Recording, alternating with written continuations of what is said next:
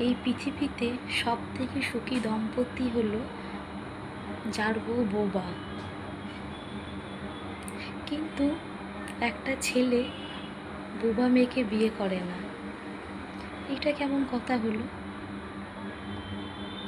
আপনারা বউদের মিষ্টি কথার আওয়াজও শুনবেন, মিষ্টি কথাও শুনবেন, আবার আপনার বউ যখন উচিত কথা বলবে তখন বলবেন যে উচিত কথা বলা কিন্তু ঠিক না, মুখ সামলে কথা বলবেন।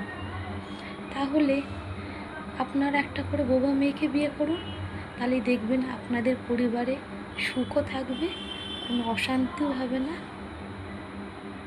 আপনারা বোবা মেয়েকে বিয়ে করবেন না, আবার উচিত কথা বলতেও দেবেন না। এইটা কীরকম কথাবার্তা হলো?